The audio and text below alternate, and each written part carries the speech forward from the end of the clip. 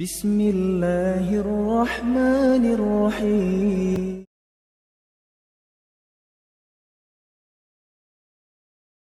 Assalamualaikum warahmatullahi wabarakatuh. Sahabat Indonesia, bertemu lagi dengan saya Nela Luki. Hari ini saya berharap semoga teman-teman semua selalu sehat, berstamina, dan selalu semangat tentunya. Ya, teman-teman, hari ini saya akan memberikan beberapa trik bagaimana kiat kita menghadapi orang-orang yang menzolimi kita. Ya, teman-teman semua, terkadang hidup ini tentu tidak mulus. Terkadang ada saja orang-orang yang senantiasa menzolimi kita, tidak senang dengan kita, atau bahkan mungkin mereka senang memfitnah kita, atau tidak suka melihat kita senang. Ya, itulah kehidupan. Bahwa kehidupan ini yang memang ada yang suka dan ada yang tidak suka. Nah, saya pengen sampaikan sebelum saya berikan triknya adalah bahwa teman-teman, orang yang positif mindsetnya, dia akan fokus dengan apa yang orang suka tentang dia, dan dia memberikan peluang untuk dirinya untuk mengupgrade kemampuannya itu. Misalnya ada orang yang suka dengan dia karena dia pintar, maka dia akan memfokuskan diri untuk mengupgrade kepintarannya.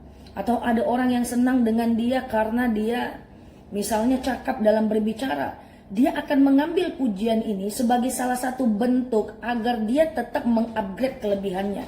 Dia jadikan orang yang memuji dia untuk mengupgrade kelebihannya. Nah, orang-orang positif akan fokus dengan hal positif yang ada pada diri dia. Tetapi kalau orang-orang yang negatif, dia akan fokus dengan orang-orang yang tidak suka kepadanya. Dia fokus dengan kekurangannya, dia fokus dengan kejelekannya, dan dia tidak berusaha berubah, tetapi malah bersikap pesimis dengan apa kata orang tentang dia. Nah, saya pengen sampaikan teman-teman bahwa saya sering sampaikan di video-video saya sebelumnya bahwa kita tidak bisa bertanggung jawab atas apapun perkataan orang tentang kita. Sekali lagi, kita tidak bisa pernah bertanggung jawab atas apapun perkataan orang kepada kita. Kita hanya akan bertanggung jawab atas apa yang kita perbuat dan bukan atas apa yang orang sangkakan kepada kita. Nah, teman-teman semua, tapi tetap aja Kak Nela, saya itu suka dizolimi, saya itu suka diomongin di belakang, saya itu suka dikhianati oleh teman-teman saya. Nah, kita punya konsep teman-teman semua. Kalau konsep ini kita lakukan, kita akan terlepas dari belenggu prasangka terhadap orang yang zolim kepada kita. Nah, apa triknya? Yang pertama adalah teman-teman, kalau ada orang yang senantiasa menzolimi kita, atau misalnya dia tidak senang lihat kita, atau dia mengkhianati kita, yang pertama yang harus teman-teman lakukan adalah teman-teman petakan dulu. Kira-kira dia adalah orang yang berpengaruh untuk hidup kita atau tidak? Nah, kebanyakan orang-orang yang gak senang sama kita itu adalah orang yang tidak berpengaruh dalam hidup kita. Saya ulangi ya. Kebanyakan orang-orang yang tidak senang dengan kita itu adalah orang yang tidak berpengaruh terhadap hidup kita. Jadi mau dia ngomong apa tetap nggak akan ngaruh kepada hidup kita. Jadi petakan dulu, apakah orang itu berpengaruh atau tidak. Ketika dia bukan orang yang berpengaruh, dengan prasangka dia kita tetap fine aja, dengan kezoliman dia tidak ada yang berkurang, kehidupan berjalan saja, kemudian keluarga aman-aman saja, rezeki ngalir-ngalir aja, ya teman-teman ngapain harus memikirkan itu? Nah, tetapi kalau dia adalah orang yang berpengaruh, misalnya seperti kakak kandung kita, sahabat dekat kita, dia berpengaruh terhadap kita, maka teman-teman usahakan selesaikan itu. Karena kalau orang yang senang dengan kita, baik dengan kita, lalu kemudian dia melakukan hal di luar dugaan kita, biasanya ada sebab. Nah, teman-teman, Kak Nela, dia sahabat saya, tidak ada sebab, nggak ada angin, nggak ada hujan, dia ngejauhi saya, dia mengkhianati saya. Terus gimana dong? Nah, teman-teman cek lagi, kira-kira dengan pengkhianatan dia, dengan dia jauh dari kita, berpengaruh nggak? Kalau tetap nggak berpengaruh, meskipun dia sahabat kita, meskipun dia orang yang pernah dekat dengan kita, tapi kepergiannya tidak berpengaruh, teman-teman abaikan saja. Dengan syarat teman-teman sudah berusaha untuk memperbaikinya. Jadi pertama, petakan dulu. dia orang berpengaruh atau tidak. Kalau tidak berpengaruh, teman-teman skip aja, abaikan. Kalau dia berpengaruh, coba teman-teman selesaikan. Karena jangan-jangan itu kesalahan kita. Karena dia kenal dengan kita. Tapi kalau kita nggak salah, kemudian dia tetap mengkhianati kita, teman-teman abaikan. Saya ulangi, teman-teman abaikan. Karena ketika kita hanya sibuk memikirkan apa yang hilang, kita akan lupa mensyukuri apa yang ada. Saya ulangi, ketika teman-teman hanya sibuk memikirkan apa yang hilang, teman-teman akan lupa mensyukuri apa yang ada. Fokuslah dengan orang-orang yang tetap bersama kita dengan kondisi kita yang sekarang ini. Ya, yang pertama adalah petakan. Oh susah Kak Nela, saya pokoknya dia sudah menjadi teman setia saya. Lah kalau dia teman setia tapi dia kemudian mengkhianati Anda, itu bukan teman yang baik buat Anda. Selama ini mungkin kita belum sadar saja. Ya, itu yang pertama. Nah yang kedua teman-teman semua, saya pengen sampaikan bahwa mulailah kita untuk tidak berfokus dengan memuaskan hati orang lain dengan kebaikan kita.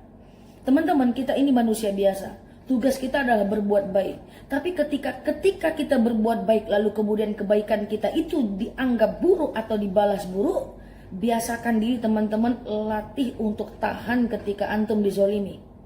Saya sering ada yang bertanya, Kak Nela, saya dizolimi, saya dihancurkan, saya dijahati. Saya bilang alhamdulillah. Loh kenapa alhamdulillah? Saya kan lagi dizolimi. Saya bilang karena dengan kezoliman itulah Allah mengajarkan kamu tentang bagaimana bangkit dari kejatuhan.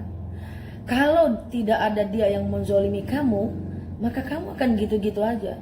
Nah teman-teman, kalau teman-teman berada di titik nadir, di titik down, jatuh, dizolimi, dihianati, teman-teman bisa keluar dari situ. Nah, teman-teman akan bisa menjadi tempat cerita bagi orang lain. Ketika ada yang curhat dengan kita, kita bisa menyampaikan dengan penuh hati. Karena kita pernah di posisi itu. Nah, teman-teman semua, makanya hal yang tidak bisa kita kalahkan dari orang yang sudah berumur dari kita, itu pengalaman. Secerdas apapun kita, sepintar apapun kita, yang tidak bisa kita kalahkan dari orang-orang tua adalah pengalaman. Maka teman-teman, kalau teman-teman dizolimi, dihianati, jangan lupa cerita kepada orang yang punya pengalaman. Nah teman-teman semua, setelah kita petakan dia berpengaruh atau tidak, kalau dia berpengaruh selesaikan, kalau tidak juga bisa diselesaikan, abaikan. Kemudian kalau nggak berpengaruh, lupakan saja. Kemudian teman-teman, cara yang kedua adalah teman-teman harus bisa menyikapi bahwa tidak semua kebaikan kita akan berbuah manis. Lagi-lagi tidak semua kebaikan kita akan berbuah manis. Yang ketiga, teman-teman, bagaimana sih kita menyikapi orang-orang yang zolim dengan kita, orang-orang yang tidak senang dengan kita, apalagi dia mungkin teman terdekat kita. Teman-teman, fokuslah tentang diri Anda. Saya ulangi, fokuslah tentang diri kita. Petakan, cari kesibukan, hal bermanfaat apa yang bisa kita kerjakan daripada harus memikirkan apa yang telah hilang. Sibukkan diri kita dengan membaca buku, dengan melihat YouTube yang bermanfaat, dengan menulis. Kita habiskan waktu kita dengan hal yang bermanfaat, seperti buku yang tidak akan pernah mengkhianati kita. Seperti bacaan kita yang selalu mengajak kita tumbuh dan berkembang, bukan malah membuat kita sedih. Kita sibukkan diri kita dengan orang-orang yang betul-betul tulus, ikhlas, menyayangi kita. Kita sibukkan diri dengan orang tua kita yang sangat merindukan kita. Banyak sekali di antara kita yang sibuk dengan teman-teman yang belum tentu dia lepas dari menzolimi kita. Tapi kita melupakan keluarga, kita melupakan orang tua kita, menelpon teman setiap hari. Sementara nelpon orang tua jarang banget. Nah ini teman-teman, ini problem. Teman-teman harus bisa memprioritaskan mana yang lebih prioritas dan mana yang tidak. Ingat teman-teman semua, siapapun itu sifatnya sementara. People change, manusia itu bisa berubah. Makanya habibaka yauman ma, cintai orang yang kamu cintai sekedarnya saja. Karena bisa jadi orang yang kamu cintai itu akan menjadi orang yang kamu benci. Wa abghid, dan bencilah orang yang kamu benci itu sekedarnya saja. Jangan sampai kebencian kamu nanti berubah menjadi kamu mencintai dia. Artinya apa? Artinya adalah ayolah kita lepaskan segala macam prasangka kita. Kita baik dengan orang, dia nggak baik sama kita, abaikan saja. Fokuskan diri kita dengan hal-hal yang lebih bermanfaat lainnya. Nah teman-teman, kalau kita bisa mengontrol personality kita untuk bisa bersikap seperti ini, saya yakin teman-teman semuanya kita awet muda. Kenapa awet muda? Ya, kita mengabaikan orang-orang yang telah menzalimi kita. Kalau dia berpengaruh kita selesaikan, kalau tidak selesai ya kita tawakal kepada Allah. Kemudian kita tidak berharap segala kebaikan kita akan dibalas dengan baik. Kemudian kita isi hari-hari kita dengan hal-hal yang bermanfaat.